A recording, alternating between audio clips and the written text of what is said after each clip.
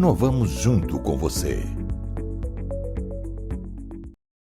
Boa tarde, meus amigos e minhas amigas do site Notícias Agrícolas. Estamos aqui para mais um programa Conexão Campo e Cidade. O programa que traz as informações, o conhecimento de tudo que está acontecendo no mundo rural e no mundo urbano, porque nós não podemos esquecer que urbano e rural andam de mãos dadas. Hoje nós temos o privilégio de receber um convidado especial, o Eduardo Monteiro. O Eduardo Monteiro é vice-presidente da Mosaic Fertilizantes e também é presidente da ANDA, a Associação Nacional de Difusão de Adubos. Então, Eduardo, para nós é um prazer receber vocês aqui. É um prazer também estar com meus colegas de bancada, Alexandre Mendonça, José Luiz Tejon e Roberto Rodrigues. Antes de passar a bola para vocês, pessoal, eu quero lembrar aos nossos internautas que nós estaremos hoje discutindo muitos temas interessantes aqui, como o mercado de fertilizantes, o cooperativismo, os impactos das geadas. Nós vamos falar sobre os relatórios do USDA, que vão mostrar se a soja, se o milho podem subir ou se estabilizar ou cair. E nós vamos falar também do superávit da balança comercial do Brasil no primeiro semestre. Então, quem tiver dúvidas, quem tiver perguntas, por gentileza, sintam-se à vontade. Nós queremos interagir com vocês e queremos que vocês façam bastantes perguntas para nós. Eu só quero lembrar a todos que o nosso programa é um oferecimento de Syngenta. Inovamos junto com você. Então, vamos lá para o debate. Eduardo, a bola está com você, meu amigo. Por que o fertilizante subiu tanto nos últimos meses? Tá ok, Marcelo. Bem, em primeiro lugar, muito obrigado pelo convite. É um grande prazer estar aqui com vocês, aqui no meio desses catedrais do agronegócio, e cá estou eu para poder tentar contribuir de forma muito humilde, Marcelo. Mas, em linhas gerais, o que vem acontecendo com o mercado de fertilizantes? Primeiro, Marcelo, nós estamos sendo impulsionados e impactados pela lei mais antiga do universo, que é a lei da oferta e da demanda. O que a gente vem assistindo aqui é um crescimento muito grande do consumo, impulsionado pela boa situação, eu diria, patrimonial e de rentabilidade dos agricultores de uma forma geral, e isso não é concentrado apenas no Brasil. Isso são todos os mercados do mundo vêm proporcionando esse crescimento importante. Um número aqui para depois a gente refletir, filosofar. Senhores, e aí é uma informação mais de longo prazo, mas em 3 décadas, o Brasil cresceu o consumo de fertilizantes em 450%. O mundo cresceu 50%.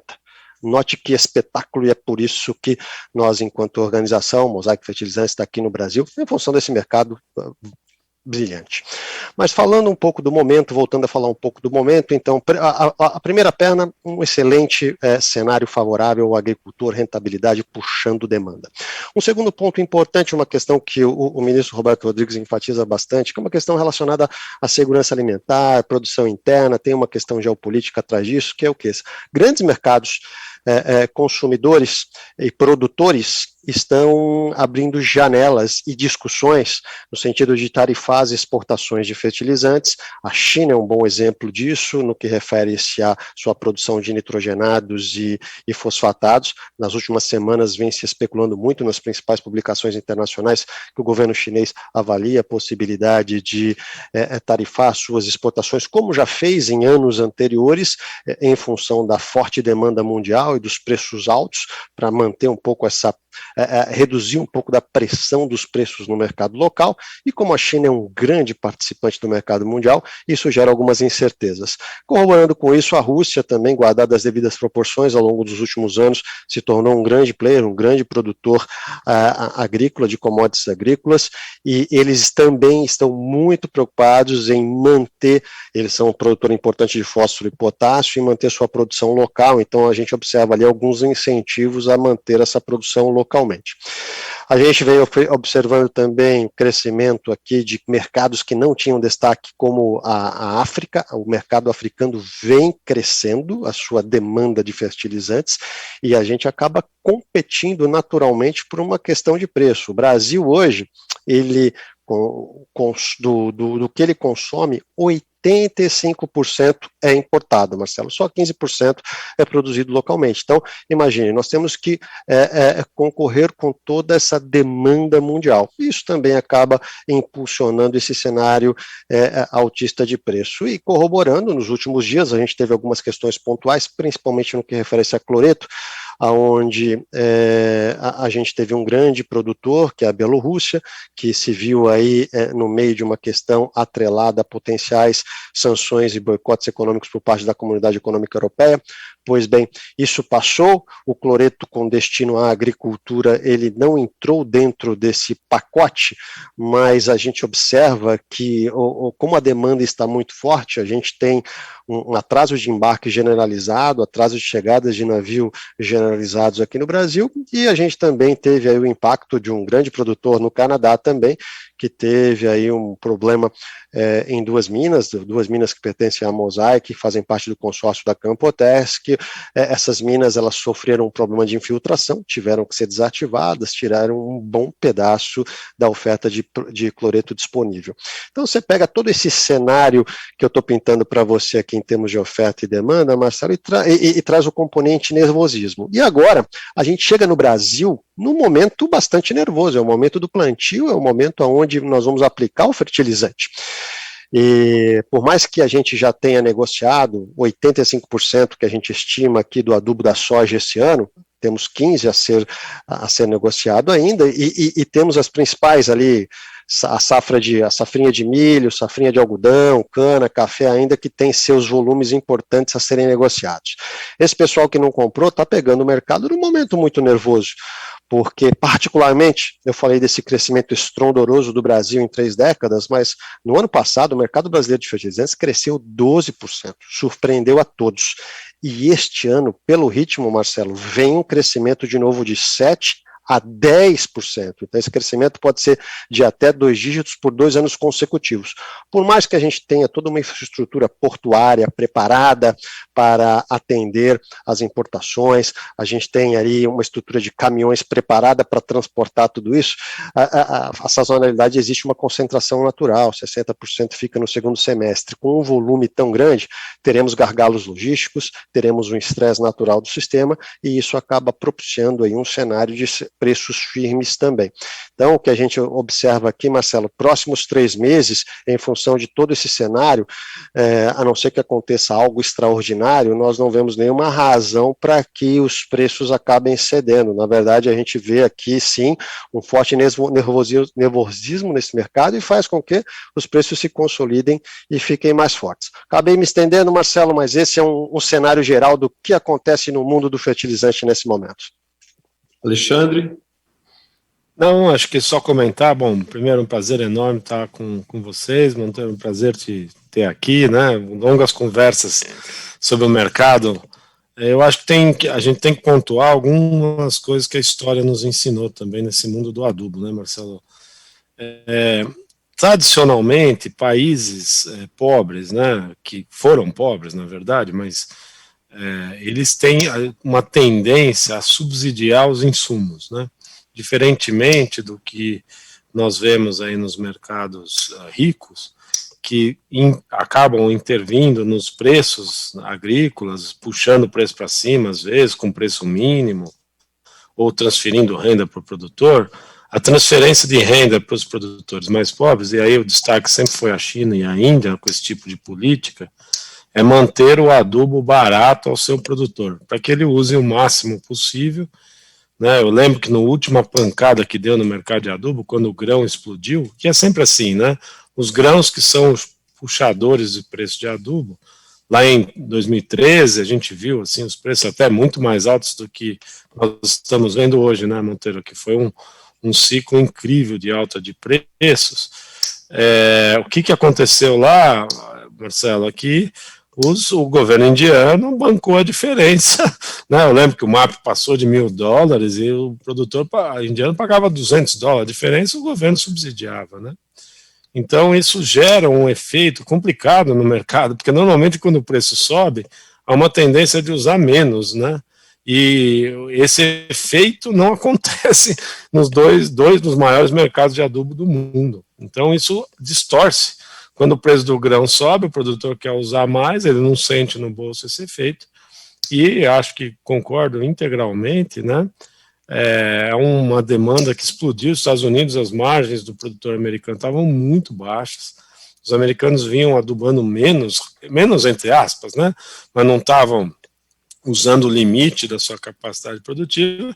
A hora que a soja, o milho subiu, o trigo subiu, o algodão subiu, o produtor americano esse ano entrou, né, comprando muito forte, assim como todos os produtores do mundo. De fato, é um momento de fortíssima demanda, né? Os números que a gente trabalha para esse ano, talvez o mercado chegue perto de 44 milhões de toneladas, não sei, algo ao redor disso. E aí são 8 milhões de toneladas a mais em 2 anos, né? É um negócio absurdo que está acontecendo no Brasil, que hoje é o mercado mais dinâmico em termos de crescimento aí, que se tem notícias, né? Então, de fato, é um momento complexo, assim. Aqui eu acho que se eu pegar as falas do Eduardo e a sua, Alexandre, eu acho que é um ensinamento estratégico e de gestão, que é a minha especialidade, né, para a gente passar aqui para os empresários rurais. Eu acredito que é muito importante analisar esses cenários, traçar um planejamento do tempo certo para fazer essas operações de aquisições de fertilizantes, olhar bem a questão da troca do preço da sua commodity versus uma tonelada do fertilizante para se escolher um momento mais adequado. E aí, quando você exerce todas essas ferramentas de gestão e de planejamento, você consegue agregar alguns pontos percentuais no seu lucro líquido. Então, é muito importante você, agricultor, você, agricultora que está nos assistindo, que faça esse planejamento para que a gente não viva esse estresse, por exemplo, que o Eduardo traçou lá, vai chegar nos próximos meses aí, nós vamos ter todo mundo querendo carregar adubo, fila no misturador, fila, frete mais caro, pressão, quer dizer, então é muito importante fazer a gestão do uso do fertilizante para que o agricultor colha melhores resultados. Tejon, você que é o nosso homem do marketing, você estava comentando que o fertilizante vai até o cidadão, porque uma manga, uma fruta bem nutrida de fertilizantes, ela oferece para o cidadão urbano uma nutrição mais saudável, correto? Pois é, Marcelo. As commodities ainda não são precificadas por valor nutricional, mas acho que vai chegar uma hora que nós vamos ter precificações por valor nutricional. E o que a gente sabe é que uma planta bem nutrida, de um solo bem nutrido, ele gera qualidade nutricional superior para os animais, né, que produzem carne ou leite, etc., e também para aquelas plantas que vão no processo agroindustrial ou in natura, né? Então, quando a gente fala de fertilizante, a gente não está falando mais só alguma coisa que é fundamental para o agricultor, é fundamental, óbvio, solo bem cuidado, fundamental para o meio ambiente e fundamental para a nutrição humana. E nesse sentido, eu queria parabenizar aqui formalmente o Eduardo Monteiro, presidente da ANDA, porque a ANDA faz um trabalho que é um trabalho de ter esse diálogo com a sociedade urbana, que para muitos pode parecer ainda, mas isso aí pode parecer assim um pouco de charme e tal, mas não é não. Eu tenho certeza que em pouco tempo, para a gente vender alguma tecnologia para o agricultor, nós teremos que vender para o cliente do agricultor. Aliás, eu participei outro dia de um debate com muitos produtores rurais, um debate patrocinado pelo Banco do Brasil, e o que todos os produtores rurais ali me pediram fale com a turma para falar com o nosso cliente, nós precisamos que vocês falem com o nosso cliente, que é o cliente do agricultor. E a ANDA, pessoal do adubo, está de parabéns, estão fazendo isso.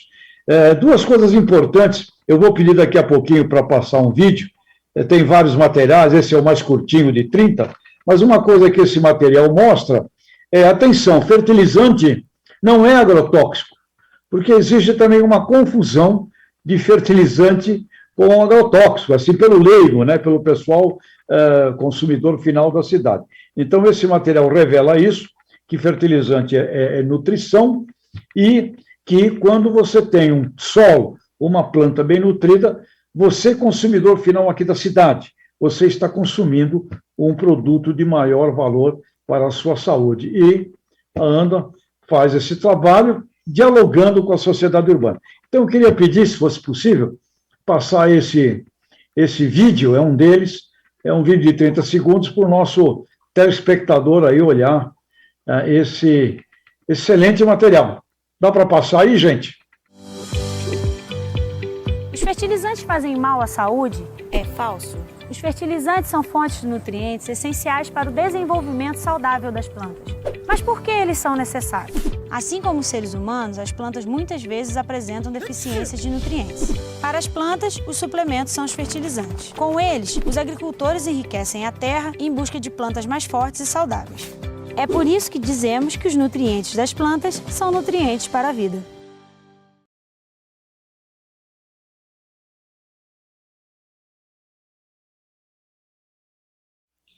Bem, pessoal, considerando todas essas questões, eu queria fazer uma provocação aqui para aquecer o debate. Tem economista aí no mercado falando que o dólar vai para 4,50. Eduardo, se o dólar cair para 4,50, o adubo cai de preço ou ele se mantém nos patamares que está por aí em reais? Olha, uma coisa importante, Marcelo, como o Brasil é altamente dependente da importação, hoje o que a gente tem internado aqui no Brasil gira basicamente 3 meses do que nós vamos consumir, ou seja, que vai ser consumido aí nos próximos 3 meses, e grande maioria desse adubo efetivamente já está vendido. Mas aquele que não está vendido e foi internado por um câmbio maior, teoricamente aquele misturador ou aquele canal que comercializa esse adubo, ele vai pensar 2 vezes antes de fazer a referida atualização cambial do seu preço no final do dia. Então, o que eu diria para você, a demanda de curto prazo, teoricamente não vai sofrer variações significativas de preço. Agora, olhando no horizonte maior, sem dúvida, Marcelo, porque conforme o estoque vai se renovando, as novas carteiras vão entrando, isso vai ser corrigido automaticamente. Agora, por outro lado, a gente vem observando essas oscilações e essas correções acontecem em menor escala também, Marcelo, porque você tem um forte acréscimo do preço dos fertilizantes. Falei aqui no início da minha explanação, na primeira pergunta, o preço do fertilizante em média, Marcelo, cresceu 100% de janeiro até agora, no mercado internacional, em função dessa forte demanda que o mercado vem apresentando. E a gente toda hora entende que chegamos no limite, por mais que a gente recentemente tenha visto uma oscilação dos preços das commodities em Chicago, nós não chegamos. Esse final de semana, a Índia acabou de anunciar um reajuste nos seus preços lá de importação de fertilizantes, parte disso é controlado, é um acréscimo importante, acima de $200 na importação de ácido fosfórico, que cria uma referência para o mercado global. Então eu diria para você, em termos objetivos, Marcelo, curto prazo não vejo por quê, porque o fertilizante já foi internado, longo prazo sim, existe essa possibilidade, só que você está competindo com um cenário de forte demanda também, e essa demanda vem aumentando os preços em dólar. Então os preços já aumentaram este ano na casa dos 100%. Marcelo, eu acho o seguinte, respondendo, se o preço em dólar ficar estável e o real apreciar, isso vai baixar o preço em reais, né? Mas eu compartilho dessa visão que ainda está muito nervoso no mercado internacional, né? Mas eu acho que a precificação é feita ao câmbio do mês, né? Ou da semana, não sei. É bastante frequente o reajuste por conta da questão cambial, justamente porque os estoques não são muito grandes, né? Então, em geral, ajuda sim, né, na formação dos preços. Eu tenho percebido. Pois não, Marcelo. Você não acha que o segmento de fertilizantes ele é muito concentrado por causa de algumas características de ter que ter as minas de potássio, de fósforo, e a produção de nitrogênio? Então, assim, são poucos produtores e muito concentrados em determinados países, né? Então, não é igual uma oferta, por exemplo, de soja. Se alguém entra no mercado querendo comprar soja, tem soja do Brasil, da Argentina, do Paraguai, dos Estados Unidos. Então, assim, tem mais alternativas, né? E no caso de fertilizantes, está bem concentrado. Marcelo, assim, tem duas características da indústria de fertilizantes que eu acho que são muito importantes para todo mundo entender, na verdade, né? Uma é que é um setor altamente intensivo em capital, né? Você precisa de volumes muito grandes de investimento para colocar uma mina em operação, né? Por que isso é uma característica importante? O que acontece com os setores que têm alta dependência de capital? Normalmente esses setores vivem ciclos de excesso de oferta com ciclos de aperto de oferta relativamente à demanda, porque normalmente o que acontece? Você faz um baita investimento em algum lugar do mundo, né? Cria uma oferta muito grande, e essa oferta, em geral, derruba os preços, né? Como nós vimos nos últimos anos, preços bem baixos, historicamente, de adubo, que vieram da pancada de preço que aconteceu lá em 2013, quando o grão explodiu, o adubo subiu, aí a turma investiu, né? Porque viabilizou um monte de investimentos, aí a oferta aumenta, os preços caem durante um tempo. Aí tem que vir um novo choque de demanda para que o preço suba e ter outro ciclo de investimento. É normal esse tipo de ciclo em setores altamente intensivos em capital. Um exemplo que eu sempre cito na agricultura é a cana-de-açúcar, né, que é um setor que também, né, em geral, tem ciclos grandes de investimento, gera um excesso de oferta, os preços abaixo, aí fica um tempo sem crescer a oferta, como está hoje, aí o preço chega, sobe, vive uns anos aí de ciclos altos, depois cai de novo e assim nós vamos, né? Então eu acho que tem essas duas características que você mencionou. Tem uma concentração, porque mina é concentrada mesmo, e é altamente intensivo em capital. Então são ciclos longos, né, de investimento, e por isso que gera esses desequilíbrios ao longo do tempo, né? E corroborando com a resposta do Alexandre aqui, Marcelo, eu diria para você que ao longo dos últimos anos, aí, como a gente passou por ciclos de baixa, o fertilizante bateu o preço recorde de baixa nos últimos 10 anos, há 1 ano e meio atrás. Foi o menor preço da sua história. Então você teve muitos produtores que saíram de cena e fecharam atividades. Então, isso novamente, a lei da oferta e da demanda. Então, você tirou a oferta do mercado, do outro lado, você foi surpreendido com uma demanda muito forte. O que você está passando hoje é um momento de uma relação estoque muito baixa, com uma demanda fortíssima a nível mundial. O Brasil vem puxando esse carro-chefe.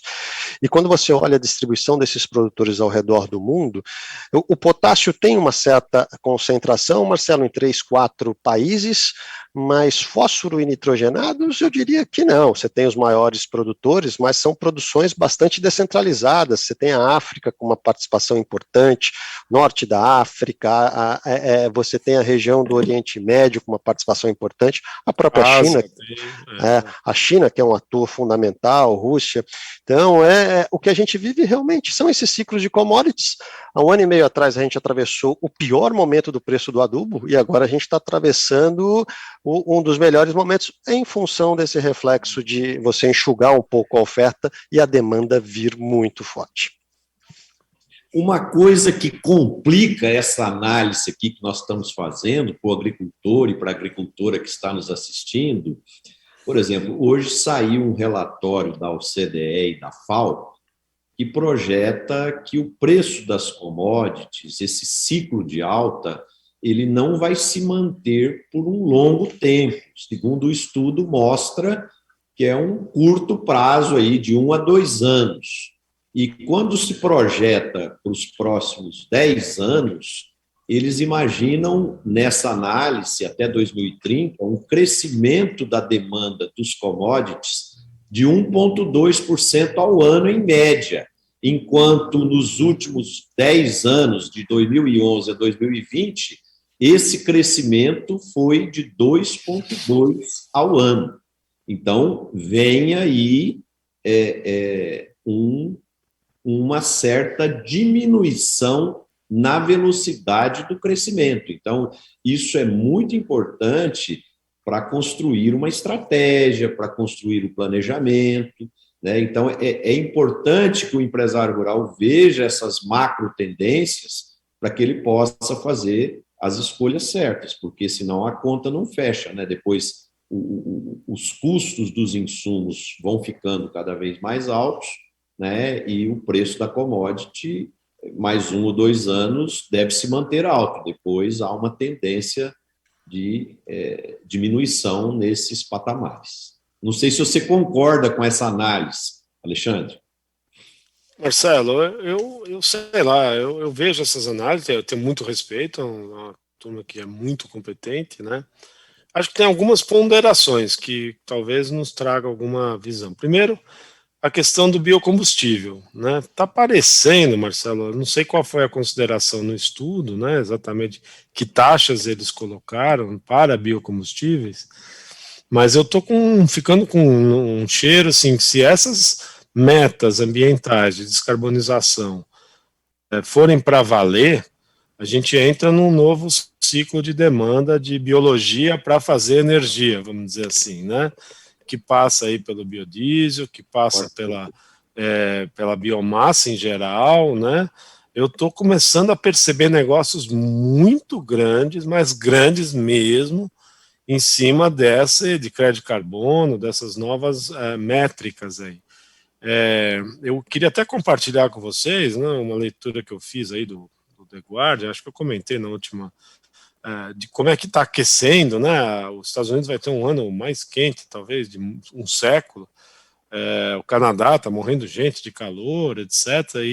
E é quase que universal associar isso, embora eu sei que tenha os céticos com relação à questão de aquecimento, as questões ambientais e as metas de mudar o sistema de produção, etc. Então, me parece que a gente pode ter uma demanda nova na biologia por um tema que vai além do alimento e da fibra e que volta a crescer a demanda de bioenergia.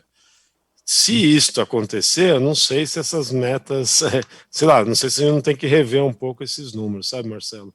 Eu acho que essa é uma dúvida que eu tenho. Uma segunda dúvida, por favor, fala, Tejão. Alexandre, corroborando o que você está falando, eu tive hoje, por coincidência, uma reunião com o setor automotivo e está em desenvolvimento motores para caminhões, máquinas movidos a biometano. Então, vem revoluções aí impressionantes. Viu? Exato.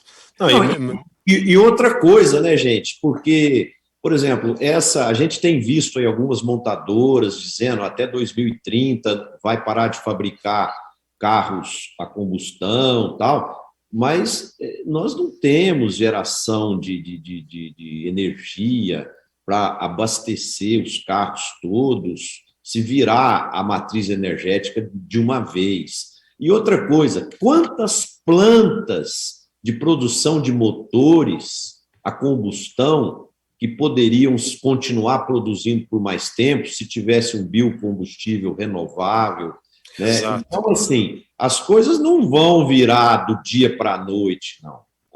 Eu concordo com a sua análise, viu, Alexandre? Eu acho que os biocombustíveis vão viver aí momentos muito promissores, porque não é possível você mudar a matriz energética do dia para a noite. E aí, corroborando, Marcelo, com o que o Alexandre está colocando, você tem projetos aqui no Brasil interessantíssimos, né? Então, você tem toda essa revolução que a gente observa no campo hoje com relação ao etanol de milho, a cana. A gente já foi pioneiro, foi o primeiro país do globo a tomar a liderança nesse processo. O nosso ministro Roberto Rodrigues pode falar melhor do que eu, mas a gente vem agora no Mato Grosso observando um crescimento muito intenso, então a matriz energética vai mudar, então você vai competir um pouco sim, um pouco não, bastante por energia. Você observa a Índia agora também com a sua produção de cana focada na produção de álcool para diminuir a pegada de carbono do complexo automotivo da Índia, e corroborando com toda essa questão ainda, Marcelo, você tem a própria produção de alimentos, e aqui pensando, vamos ser bairrista, pensando no Brasil, nos próximos 5 anos, o Brasil vai dobrar a sua exportação de alimentos para o mundo, se tornando aí o grande protagonista e celeiro do mundo. Então, apesar dos dados da FAO aí a gente respeitar, tem outros indicativos também importantes que mostram, olha, uma tendência diferente. Então, dentro desse contexto aí, eu estou com o Alexandre também, viu? O negócio do etanol, o Alexandre, o negócio do etanol é interessante. Quando o Proálcool surgiu, eu me lembro perfeitamente bem da gritaria que foi de ambientalistas e pessoas ligadas à área de alimentação global, dizendo, vai acabar a comida no mundo, vão plantar cana até no jardim da igreja, não vai ter mais comida, não vai faltar arroz, vai faltar milho, né? O Brasil deu um exemplo de como é perfeitamente possível você crescer em tudo de forma equilibrada e com um horizonte cada vez maior desse crescimento, né? E as coisas são incríveis, né? Nós temos hoje no Brasil em torno de 10 milhões de hectares plantados por cana-de-açúcar, né? Parece uma coisa gigantesca. Mas outro dia estava falando de floresta, já tem 9 milhões de hectares de floresta plantada. É um negócio.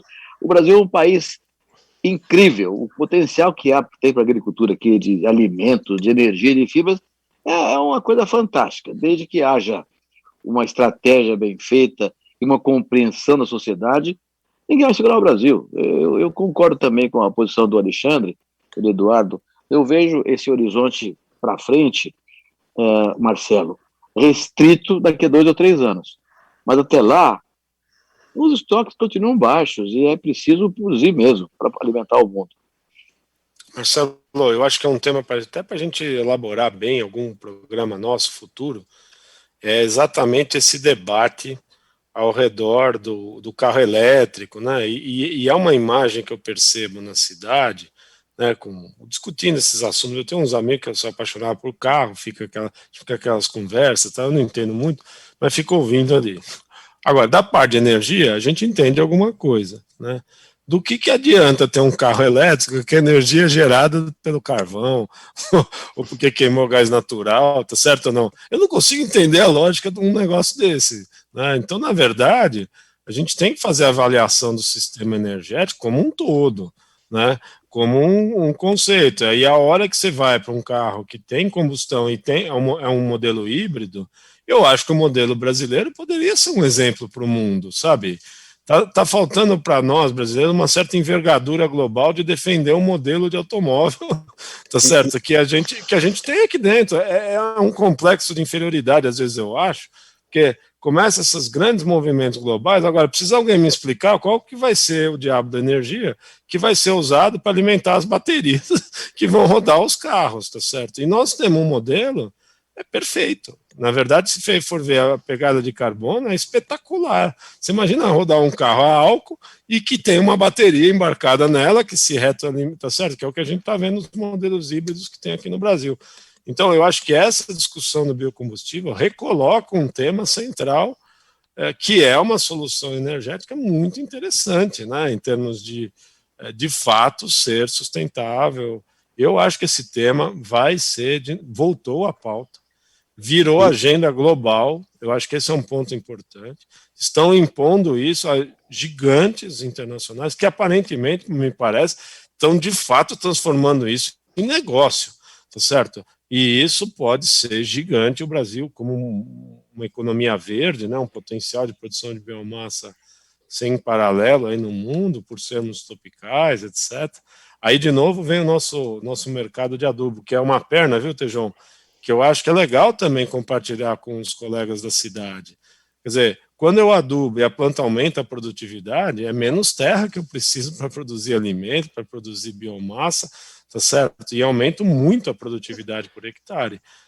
Então, acaba que é um sistema de produção muito interessante, né, que a gente tem que avaliar todos os aspectos. E a nutrição, né, Alexandre? Quando o cidadão come um vegetal que foi bem fertilizado, com solo de alta fertilidade ali, que foi bem adubado, a qualidade nutricional do alface, do tomate, da cenoura, do arroz, do feijão, é muito maior, né? Então, em todos os sentidos, todo mundo ganha com isso. Mas eu queria acionar o Tejon aí como homem de marketing. Tejon, tudo isso que o Alexandre e o Roberto falaram demonstra, de novo, que o Brasil é fraco em marketing. Por exemplo, nós temos aqui hoje uma série de carros híbridos, mas ele é híbrido importado e ele é elétrico e gasolina. Por que ele não vem híbrido com duplo combustível, com flexibilidade para álcool e gasolina? Porque falta também, o próprio governo deveria cobrar isso das montadoras, porque é muito simples a mudança para o carro ficar flex. Então, os híbridos nossos deveriam ser a eletricidade e a biocombustível. O Renovabil é um belo exemplo, Marcelo, da orquestração da sociedade civil organizada, a iniciativa privada e membros do governo fizeram um belo planejamento. Agora, você observa como tem que ser sempre cuidado, muitas tentações, né? Surgem o tempo todo, e como é necessário ter um programa que ele não esmoreça. Você tem que ter uma liderança, né? E é aquelas coisas que temos conversado aqui. Quando você olha do A do abacate ao Z do zebu, o Brasil é só oportunidade. E tem aí um ingrediente que a gente tem que colocar, que inclusive é um tema que a gente ficou de tratar também neste programa, que no dia 3 de julho, agora sábado, foi o Dia Internacional do Cooperativismo. E a gente está na Semana do Cooperativismo. E quando a gente olha programas da ONU, programas importantes do mundo, inclusive de International Development, o pessoal trata muito como que as cooperativas irão impulsionar as zonas de pobreza e miséria do mundo. Porque a gente fala de um mercado que tem hoje demanda, mas existe um potencial superior à demanda. Se as pessoas do mundo, 3, 4, 5 bilhões de seres humanos, passarem a comer como deve comer, como come um europeu, bem alimentado, né? Não um europeu migrante, um americano, nós precisaríamos ter 2 vezes mais da produção que nós temos. Então, eu não tenho dúvida, do ponto de vista sociológico e com tecnologia de informação como a gente tem hoje, em 10 anos, nós vamos precisar dobrar o tamanho de oferta de alimentos, sim, e isso será uma revolução, daquelas que Alexandre, os economistas não conseguem acertar muito dessas coisas malucas, né? Mas, olha, a galera querendo comer e não quer mais comer coisa de pobre, quer comer coisa boa, não há dúvida alguma que o mercado de alimentos é brutal. E aqui, como está aqui a presença do Eduardo, da Anda, me lembra aqui um depoimento de Penteado Cardoso, com 106 anos, ele me disse, uma entrevista que ainda fizemos há um ano atrás. Ele falou: Tejon, diga para o pessoal, não tenha medo do mercado, porque se você tiver medo do mercado, você fica covarde e você não realiza. Então, amigos aqui, Eduardo, Roberto, Marcelo, Alexandre, é partir para cima, porque o mundo vai precisar de muito alimento, sim. Agora, tem que ter onde armazenar, né? Tem que ter armazém para guardar, tem que ter seguro, tem que ter essas coisas aí, porque não pode colocar isso no risco e conta só dos agricultores. Mas, olha... Tem que ter estratégia, Tejon. Estratégia, né? Planejamento estratégico e, é lógico, marketing, bom senso de como você se relaciona com os seres humanos do planeta, né? Parar de chamar os caras de inimigo e assustar os agricultores dos outros países, né? E aí, Tejon, se me permite, aqui acho que o cooperativismo tem um papel fundamental, fazendo um link com o que a gente estava dizendo, nessa questão de sustentabilidade, quando você vê o trabalho brilhante que as cooperativas fazem, promovendo, por exemplo, a agricultura de precisão. Hoje o Brasil é uma grande referência mundial, estamos muito avançados no mundo em relação a isso, e isso é fruto de um bom trabalho que todas as cooperativas fazem no Brasil, junto aos seus cooperados, usando toda a sua infraestrutura, os seus agrônomos, os seus campos de testes, campos de prova, trazendo tecnologia, incorporando isso no dia a dia daquele pequeno e médio produtor, fazendo com que ele produza mais. O fertilizante é só um capítulo. Sem o fertilizante, a produtividade média, Tejão, cairia 60%, mas aí tirando o fertilizante, você tem a semente, você tem o defensivo, você tem tudo mais. Então, a cooperativa faz um trabalho fantástico nesse quesito também. E agora, né, Eduardo, agora tem a conectividade, a digitalização que o pequeno produtor não pode fazer sozinho, de jeito nenhum.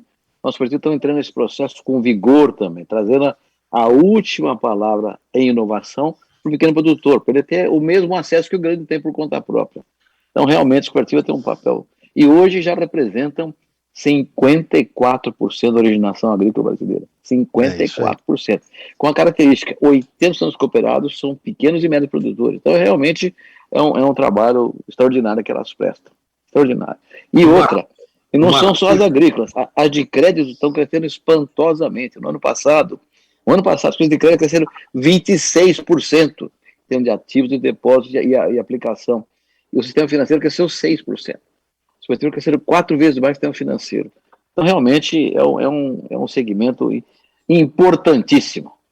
Uma coisa, viu, Roberto, que impressiona é o nível de profissionalismo das cooperativas, né? Como você mesmo falou, tanto as agrícolas, as de pecuária, de leite, de aves, suínos, como também as financeiras. Hoje você vê um nível de profissionalismo, de planejamento, de gestão, de governança, de consciência de ESG muito forte. Então, a Semana do Cooperativismo, nós gostaríamos de dar os parabéns aí para todos os líderes das cooperativas, os funcionários, os cooperados, e realmente o cooperativismo brasileiro enche o nosso país de orgulho. Roberto, eu descobri hoje que você é o cooperado número 1 da Coop, a maior cooperativa de consumo da América Latina. Agora eu quero perguntar para você. Não, você número vai fazer 1 milhão. Desculpa, número 1 milhão. 1 milhão? Não foi número 1? Número 1 aqui de Guariba de crédito. Agora eu quero perguntar, você vai fazer compra lá ou não? Não dá tempo, é muito longe. É lá em Santo André, é difícil. Mas olha, Tejão, Marcelo, Alexandre, Eduardo, deixa eu falar uma coisa para vocês que a gente tem uma memória muito curta, né? Até 1988, com a Constituição Cidadã, a famosa Constituição Cidadã do Ulisses Guimarães, para criar uma cooperativa, Marcelo, precisava ter uma autorização de funcionamento do INCRA, uma AF. Você não podia... Qualquer coisa você podia criar. Loja, empresa, qualquer coisa podia criar. Cooperativa, não. Tem autorização do governo. E para ter autorização, você precisava mandar para o INCRA, naquele tempo era o INCRA, depois virou o DENACOP. Tinha que mandar o estatuto da cooperativa, o capital social que ela tinha, os nomes e as fichas corridas dos diretores eleitos, os nomes dos primeiros 20 cooperados. Então, para criar uma cooperativa, era uma burocracia brutal. Aí, veio a Constituição, eu era presidente da OCB, fizemos um movimento muito grande, e colocamos um inciso 18 no artigo 5º, que é o artigo dos direitos fundamentais, dizendo o seguinte: é vedada a intervenção do Estado na criação e funcionamento das cooperativas. Por que funcionamento? Porque todo ano, Marcelo, tinha que obrigado a mandar para o INCRA a ata da Assembleia, para dizer se estava bom ou estava ruim. Imagina se o governo da TV as cooperativas. Então, nós conseguimos, com esse artigo da Constituição Brasileira, tirar o negócio do AF, criando o que se chama autogestão. O sistema cooperativista, através da OCB, que na época eu presidia, passou a cuidar da questão da governança. E logo depois criamos o SESCOP, que é o S das cooperativas, permitindo realmente uma formação maciça de gente de gestão, de governança. E essa mudança que você vê hoje, Marcelo, se deve a esses dois fatos, a Constituição e o SESCOP. Realmente há um modelo extraordinário. E as de crédito, particularmente, tem uma coisa notável, com uma característica mais importante ainda. O equilíbrio de gênero na de crédito favorece as mulheres. As mulheres estão crescendo muito na área de crédito cooperativista. Espetacular. Realmente é a autogestão que conseguiu na Constituição de 88. E o trabalho que o SESCOP desenvolve junto às cooperativas é um trabalho impressionante de treinamento, capacitação, preparação e profissionalização. Então, toda a cadeia do cooperativismo brasileiro está de parabéns. Eu quero reforçar aqui que o nosso programa é um oferecimento de Syngenta, inovamos junto com você, e repito aos nossos internautas, quem quiser fazer pergunta, aproveitem a oportunidade, tem muito tema aí, muito relevante para o negócio do agronegócio, e quem quiser fazer qualquer questionamento, nosso time aqui está à disposição. Roberto, você estava me falando que estava preocupado com a geada, com a seca e com os impactos que isso está trazendo à produção agrícola. Marcelo, foi uma geada gravíssima, viu? Esse final de semana, andei bastante aqui pela região, é uma região canavieira, como você sabe muito bem. A queima de canavial foi um negócio dramático. A geada em cana, ela tem vários níveis de efeito. O grave é quando ela queima a gema apical da cana. Quando queima a gema apical, a planta morre. E quando ela morre, obviamente, o açúcar se desdobra e não vale mais nada. Ela apodrece, vira matéria orgânica podre, né? Então, a geada foi muito intensa aqui na região, afetando dramaticamente todo o canavial da região aqui de Ribeirão Preto, da Alta Mogiana, da Alta Paulista também. Isso vai implicar a necessidade de apressar a safra e cortar canas que não estavam maduras ainda, não estavam no ponto de corte, mas queimaram com a geada, então vai ter que cortar muita cana de baixa produtividade que não completou o ciclo ainda. Então isso vai quebrar fatalmente a produção de canas no estado de São Paulo e vizinhos também, não foi só aqui, o Paraná foi uma tragédia. O Paraná pegou também milho safrinha.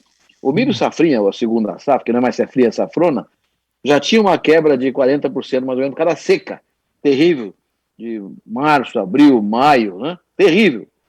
E a geada queimou mais 20% do milho que ainda estava pronto para ser colhido. Então houve uma quebra importante. Paraná, Santa Catarina, Mato Grosso do Sul, São Paulo, realmente no milho safrinha e também nos canaviais. É grave, Marcelo, é uma crise, é uma geada muito grave. Eu já vivi outras, quem tem 80 anos de idade na agricultura já viveu muita geada e muita seca. Mas essa foi surpreendente, porque começou cedo demais, muito cedo. Afetou dramaticamente. Eu acho que Marcelo, ao café também, né? Ao café, também café também muito forte, queimou muito. Né?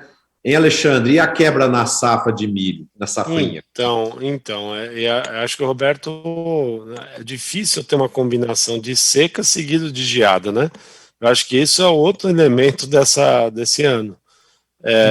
Olha, assim, a gente aqui na Faria Lima, né, conversei com um monte de gente, já no dia seguinte o pessoal fazendo estimativa, acho que é bom a gente aproveitar também que temos uma audiência urbana para dizer que é muito difícil o trabalho de avaliação das perdas, né? Primeiro, porque depende de que estágio que pegou, da planta, qual a gravidade, quanto pegou numa fazenda. Então, vai passando agora uma semana, a gente começa a ter números melhores, né? Conversar com nossos colegas de campo e a gente usa aí algoritmo de saber mais ou menos onde pegou, etc., por satélite, por N maneiras. E, de fato, viu, essa safra de milho está cheirando que vai ficar abaixo de 60 milhões de toneladas, tá, Marcelo? Exatamente.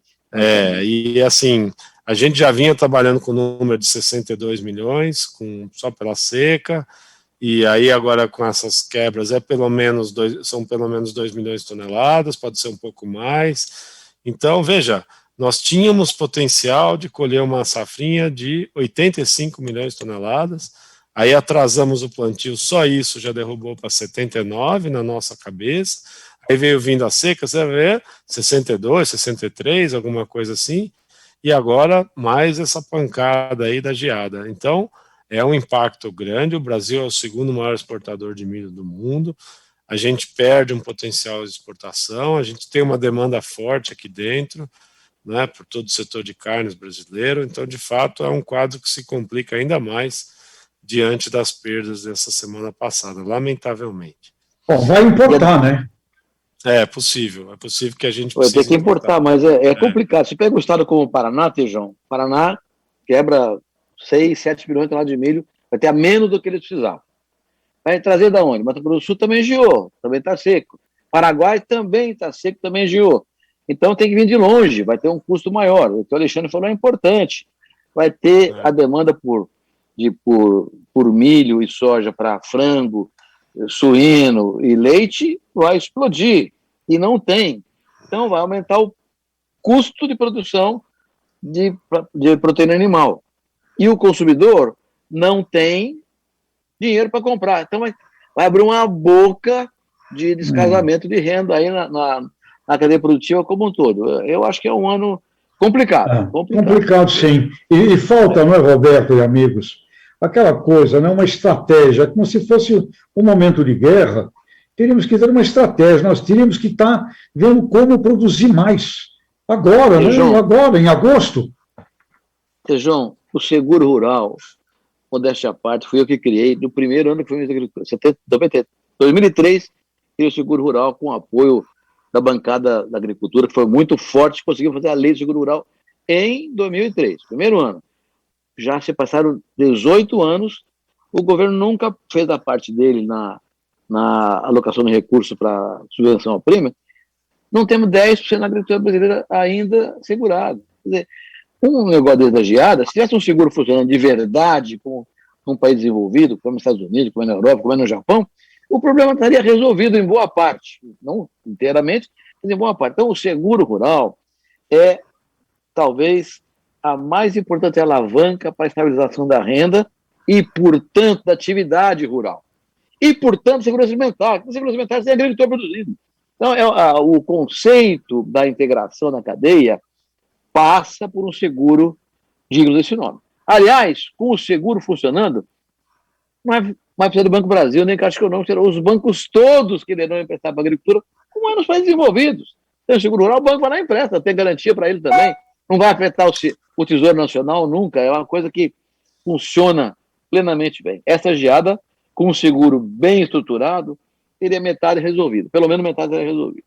A grande questão aqui, né, Roberto, que os estoques mundiais também estão muito baixos. E, por exemplo, o Brasil liberou a importação de milho transgênico dos Estados Unidos. Mas esse milho, ele chega aqui muito caro, né? Então, a situação de abastecimento para as granjas de frangos, suínos, gado de leite, rações nas cooperativas, nas empresas aí, é bem complexa aí para o segundo semestre. Marcelo, tem um dado que merece muita atenção. Marcelo, tem uma informação importante, né? Não podemos deixar de falar no nosso programa semanal aqui. Semana passada saiu uma das informações, o momento mais aguardado, digamos, do mercado mundial, que é o relatório do governo americano que diz qual o tamanho da área plantada efetivamente, né? Porque os relatórios anteriores são baseados em estimativas de plantio, né? Esse relatório, que é o Acreage, né, que mede exatamente o que foi plantado, ele virou de ponta cabeça os mercados internacionais. Por quê?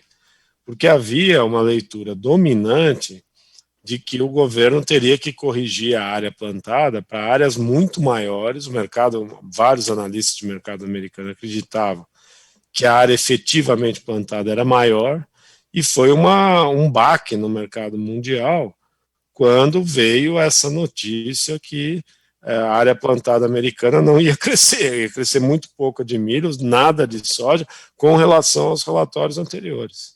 E qual é o problema, né? O norte dos Estados... Na verdade, os Estados Unidos está rachado, né? O oeste está vivendo uma das piores secas da história, né? Seca de um século. Vocês devem estar vendo aí, né? Todo mundo está vendo, morrendo gente de calor, temperatura acima de 50 graus. O meio oeste está chovendo, mas o norte dos Estados Unidos até agora não choveu muito, né? A Dakota do Norte, a Dakota do Sul, Minnesota, que são responsáveis por quase 20% da área de soja e de milho dos Estados Unidos. Então, veja bem, as áreas, o estoque projetado nos Estados Unidos, ele já é baixo, pressupondo boas safras. Se quebrar a safra americana, significa que os Estados Unidos vai exportar menos, né, porque o mercado interno vai absorver. No momento que a economia americana deve crescer esse ano 7%, que a demanda está voltando, que o food service está voltando. Então, foi muito nervoso a semana passada, parece que vai chover bem a próxima semana, as previsões são boas, mas olha, gente, vai ser muito nervoso esse ano, até que se consolide essa safra americana boa, não tão boa. E o mais interessante do cenário, o mais complicado, eu diria, do cenário, é que não precisa ter uma quebra grande, porque tendo boas safras, os estoques continuarão baixos, então quebras pequenas já significam muito nesse ano. Eu tenho 30 anos como analista de mercado, não tenho lembrança, porque em 2012 e 2013 houve uma quebra de safra muito grande nos Estados Unidos, e aí desencadeou uma alta de preço dos padrões atuais. O curioso desse ano é que o preço está muito alto sem ter tido uma quebra relevante. Aí vem o Brasil, que é o segundo maior exportador de milho, e quebra, e diz para o mundo que deve exportar, 15 milhões de toneladas a menos. Então, sabe, gente, vai somando essas coisas, tem efeitos globais, né? A cana-de-açúcar, o açúcar subiu essa semana, tá certo? Então, realmente é um... Café também subiu. Café que a nossa safra vai ser muito menor do que a do ano passado. Eu acho importante também a gente passar esse cenário para os nossos ouvintes. E aí, só corroborando, Alexandre, esse cenário, se você me permite só inferir mais um dado aqui, o que você está colocando em relação à redução de produção com a quebra em decorrência da geada, eu também corri os principais players do Brasil essa semana e semana passada, o número é bem próximo do que você colocou. O Tejon falou um pouco sobre importar. Tejon, nós já estamos importando, não é uma questão, já estamos, tá? Santa Catarina já está importando, Paraná já está importando, Rio Grande do Sul já está importando e perderemos um potencial fornecedor, ou pelo menos uma parte do volume do Paraguai, porque o Paraguai também foi fortemente impactado pelas geadas, tá? E isso, fazendo um link aqui com o fertilizante, eu estou aqui hoje falando um pouco disso, isso está pavimentando para nós um cenário importante de demanda de fertilizante para a safrinha, que está vindo aí. A gente já começa a perceber os agricultores a se posicionarem para a safrinha, com incremento de área, e nesse sentido, é um cenário extremamente positivo e que corrobora com esse cenário de fertilizante, demanda forte. A área, a gente acha que vai crescer, pode bater a casa dos 10% para a safrinha desse ano, em termos de consumo de fertilizantes, que é uma combinação de crescimento de área e uso de tecnologia. Então isso vai, infelizmente, no final do dia também trazer um pouco de pressão inflacionária, fazendo a conexão no campo aqui com a cadeia final de carnes, mas o próprio setor agrícola. Fertilizante nesse contexto, com essa demanda forte que acaba se projetando, a gente vai sofrer desses desafios e dessas intempéries aí, viu, Alexandre? Eduardo, você está falando uma coisa irrelevante, viu? Muito importante. A questão inflacionária, porque ela não é só no Brasil, ela é global, a questão inflacionária também. E a safra americana vai ter um peso nisso, mas você deve saber disso muito mais do que eu, mas o setor de cana foi tão afetado por essa geada agora, que eu penso que vai crescer muito o plantio de cana de ano. Então vai precisar de fertilizante, plantio de cana de ano, mais do que a soqueira. Olha, interessante. Eduardo, permite aqui já que você está com a gente, eu ouço falar de plano estratégico do fertilizante no Brasil, etc. Tem possibilidades do Brasil ser mais autossuficiente em fertilizantes? Ou qual é a tua visão, por favor? Olha, em linhas gerais, hoje, Tejon, a gente se defronta com uma situação de 15% do que a gente consome é produzido localmente. Nós somos o maior produtor aqui no Brasil. Hoje a gente percebeu uma iniciativa do governo nesses últimos meses da criação do Plano Nacional de Fertilizantes, algo fundamental. Fertilizante é um assunto estratégico para a nossa agricultura e a gente precisa fazer um trabalho de mapeamento das nossas reservas, entender onde elas estão, entender se são viáveis do ponto de vista econômico suas expansões, e esse é um trabalho que por décadas e décadas ficou parado, Tejon. Então a gente observou agora o governo ir, inclusive pela associação esses dias, eu tive a chance de me reunir com algumas dessas autoridades que estão coordenando esse processo e percebi ali uma dedicação, um grande empenho. Então, o trabalho começou com o pé direito, porque está ouvindo a sociedade. Já tivemos algumas audiências em câmaras setoriais, onde foi ouvido o mundo associativo, o mundo do produtor, o mundo dos produtores também de fertilizantes per si foram ouvidos. Então, é um trabalho que está se iniciando, mas fundamental, a gente precisa fazer isso, Tejon, a gente precisa avaliar isso para aí sim responder, e a gente precisa, Tejon, aumentar nosso nível de suficiência. Não seremos autossuficientes, eu vou ser bem pragmático, mas temos sim potencial pela dimensão do nosso território, pelas reservas minerais que nós temos, de aumentar substancialmente e reduzir a nossa dependência. Eduardo, agora... Tejon, de novo estratégia, Tejon, de novo a estratégia. Não variar. Agora isso, Eduardo, precisava ser feito a 4 mãos, né? Um plano de governo em conjunto com as empresas, porque, por exemplo, no passado, o governo colocou a Petrobras para produzir os nitrogenados. A Petrobras produziu por um tempo e saiu do negócio, né? Porque ela não é a praia da Petrobras, né? Então, eu acho que é muito importante que se faça um plano integrado de produção dos fertilizantes com empresas que são especializadas em fertilizantes, né? Por exemplo, há um tempo atrás saiu aí uma descoberta de uma jazida gigantesca de potássio na Amazônia. Agora, ninguém sabe ainda se ela é economicamente viável, se as questões ambientais permitem que ela seja explorada, né? Então, vem uma série de vieses aí que... Então, é uma questão complexa, mas o governo tem que pôr a mão, tem que liderar, mas tem que fazer isso junto com a iniciativa privada. Sem dúvida, Marcelo, e você tem que trabalhar para que você tenha um conjunto de políticas públicas para nos auxiliar. Então, vamos pegar o exemplo da Petrobras que você mencionou. Olha, é fundamental ter acesso a gás a um custo competitivo. Nós somos um dos maiores produtores mundiais de gás natural, e a nossa política de gás, a gente vê que ela vem sendo desenhada, vem sendo trabalhada, e é algo que isso definitivamente precisa ser resolvido. A gente tem outras questões estruturais mais sérias, atreladas à própria estrutura tributária brasileira, que precisa ser endereçada de uma forma objetiva e direta, porque hoje a carga tributária de um produtor nacional aqui é maior do que a carga tributária de um produto produzido no norte da África ou na China.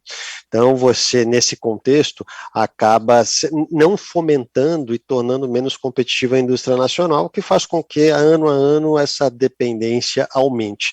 Então, você tem toda a razão, é um trabalho que tem que ser feito a 4 mãos para que a gente possa pavimentar e dar a segurança que o Brasil precisa para esse segmento estratégico que nós temos. Eu queria colocar mais um ponto aqui para reflexão nossa. Essa semana saiu o superávit da balança comercial do Brasil, né, um superávit de 37,5 bilhões de dólares no primeiro semestre, e só o agronegócio, vejam vocês, só o agronegócio entregou 32,3 bilhões, ou seja, 86% do superávit das exportações brasileiras são trazidas pelo agronegócio brasileiro. Então, é impressionante a representatividade que o setor vem obtendo, um crescimento do superávit em 28,3%, né? Então são números muito robustos que mostram a força do setor e cada vez mais o setor ocupando espaços, e já tem gente falando, Roberto, que é mais de 30% do PIB brasileiro esse ano vem da cadeia do agronegócio. Ô Marcelo, o ano passado, o agronegócio teve 27% do PIB. Nós exportamos, o agronegócio exportou 100,8 bilhões de dólares. E o saldo comercial do agronegócio, no ano passado, foi de 88 bilhões de dólares. No Brasil, foi 57, porque os demais setores eram 10 de 31 bilhões de dólares. Então, não é só o volume exportado, mas é o saldo comercial que tem um peso extraordinário. Hoje, o Brasil é o país que tem o maior saldo comercial agrícola do mundo. Não é o maior exportador, mas tem o maior saldo comercial do mundo. Então, realmente, tem um peso importantíssimo Empregos, 20% dos empregos. O setor não desempregou no ano passado, né? 20% dos empregos. Então, realmente, o agro tem sido uma coisa extraordinária. E tem gente aí metendo pau no agro ainda, né? Inclusive, essa reforma tributária, ela pode afetar fortemente o agro, né? E se a gente quiser tirar uma lição, é só olhar para o nosso vizinho, né? A Argentina tributaram muito forte o agronegócio, prejudicou a economia do agro argentino, prejudicou o país e eles estão lá patinando, né? Então, Marcelo, nós já falamos disso, mas não custa repetir, né? Você pensar num país que tem reservas em dólar, 350 bilhões de dólares, se a gente pensar que o acúmulo dessas reservas veio de saldos comerciais consistentes e que o agro foi praticamente quem entregou esse saldo, isso permitiu, assim, é raríssimo no mundo subdesenvolvido, né, em desenvolvimento, ter um país hoje, olha lá, hein, que a dívida privada e pública em dólar é menor do que as reservas, ou seja, o país é credor contra o resto do mundo. Para título de comparação, Marcelo, a Argentina, que há 20 anos atrás produzia mais ou menos o mesmo volume de soja que a gente, tá certo, tem reserva, não tem 15 bilhões de dólares de reserva e vive com um problema de risco de uma depreciação forte do câmbio. Então, assim, a gente precisa insistir nesse ponto. O que deu certo no agro pode inspirar o resto da economia brasileira. E, sem dúvida, é uma contribuição para a estabilidade macroeconômica que o setor deu, e isso afeta toda a sociedade brasileira, né? Então, realmente, temos que ficar louvando esse saldo comercial. Ele é e foi muito importante para gerar a estabilidade macroeconômica brasileira. Alexandre, deixa eu fazer uma pergunta para você, Alexandre. Como é que está a geada em pastagem? Porque tem uma implicação também em pastagem. Sim, aí, amanhã tem que vender o boi logo e para que eu preço de carne. Como é que está em pasto a geada? Correto, Roberto. Acho que o Mato Grosso do Sul foi o que mais apanhou, né? Que é um estado que tem uma pecuária pujante, forte. Claro, o Paraná também. Né? Goiás também um pouco, né? Goiás um pouco, mas eu diria que o grande prejuízo está no Mato Grosso do Sul. E provavelmente ou o pecuarista vai ter que recorrer a comprar feno, se conseguir, ou vai ter que desovar seu gado mais rápido, com certeza, porque... E, Roberto, está acontecendo justamente num momento que vem de uma seca e que já não tinha muita folga na restrição aí, tá? Eu sou um pecuarista em Três Lagoas, né? A gente pegou um pouco de geada, mais fraco, mas as conversas aí dos colegas do Mato Grosso do Sul são que teve regiões que ficou bem feio, quer dizer, acabou o pasto. Então, vai ser sim, vai ter um problema assim, boi magro, né, bezerro, que está sendo desmamado, é uma situação muito difícil aí dos colegas pecuaristas, né. Meus amigos, nós estamos com o nosso tempo aqui já estourando, né, e eu queria agora fazer a rodada final. Roberto, você define quem vai falar primeiro. Acho que é o Eduardo, que é o nosso convidado, dá a primazia para ele. Muito obrigado. Muito obrigado, Roberto. Não, Eduardo. Aqui no meio desses catedrais eu fico até inibido, mas em linhas gerais, senhores, um momento de bastante instabilidade dentro de um cenário agrícola que nós estamos vivendo. Então, agricultor, aquele que ainda não teve a chance de comprar todos os seus insumos, olhe muito bem sua situação financeira, rentabilidade e procure gerenciar seu risco da melhor forma, travando e garantindo sua margem de lucro. A gente nunca vai acertar o preço exato do fertilizante, do defensivo ou do câmbio. O importante é que você acerte qual é o nível de rentabilidade que você está satisfeito e siga adiante. Então, em momentos de volatilidade como essa é a minha mensagem ao grande público agricultor. E ao pessoal aqui da cidade, senhores, temos que ficar muito atentos a toda essa pressão inflacionária relacionada à questão que a gente vive hoje no campo. Hoje a gente observa, assim, uma pressão inflacionária muito forte, a gente já vem vivendo isso na gôndola do supermercado, vamos ficar atentos a isso. Essas são as minhas mensagens. E João?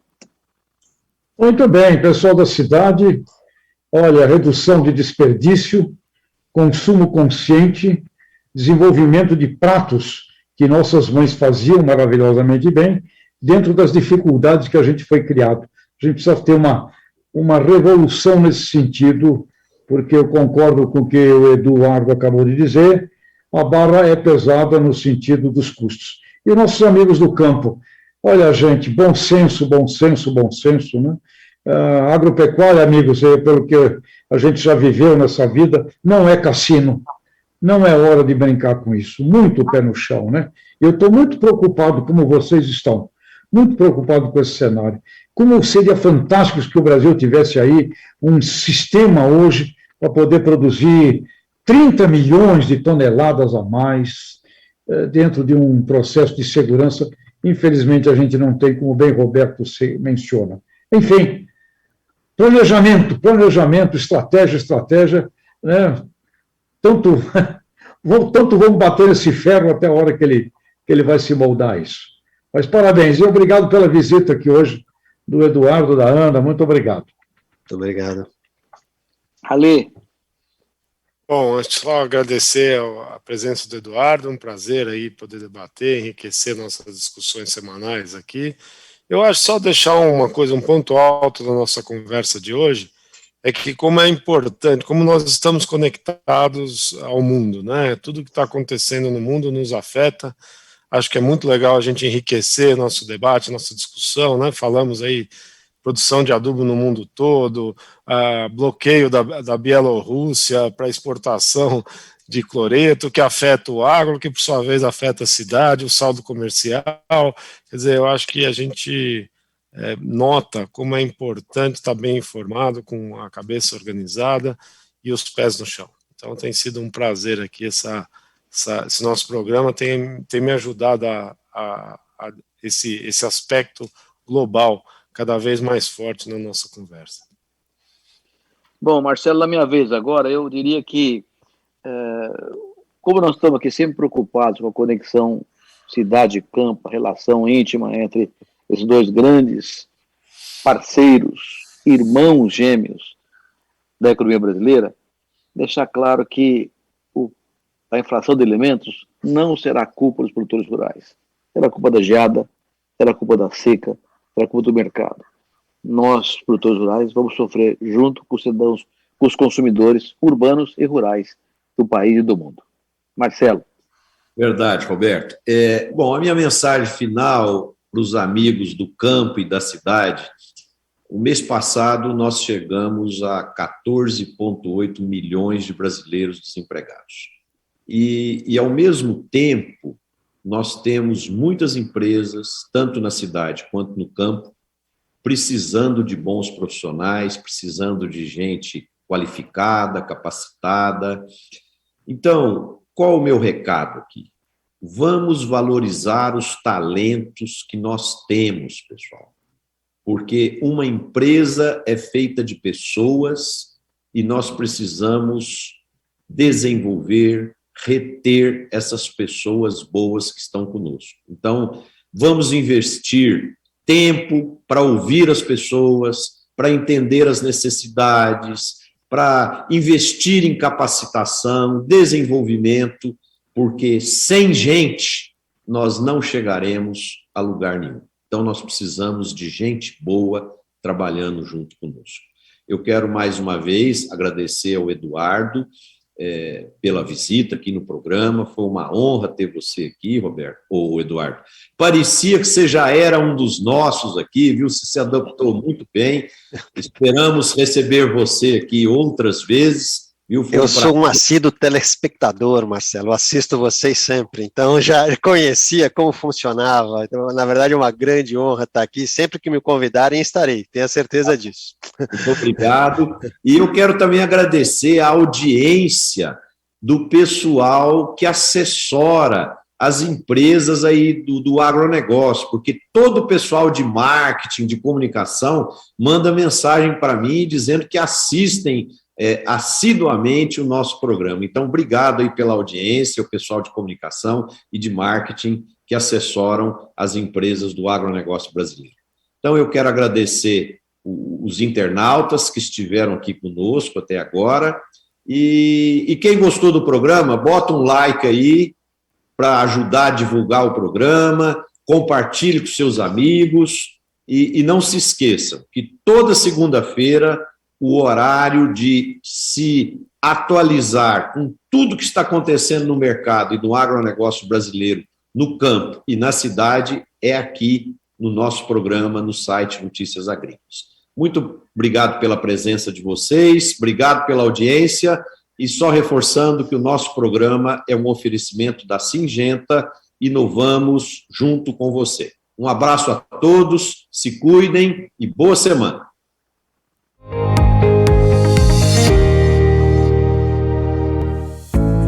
Oferecimento Syngenta. Inovamos junto com você.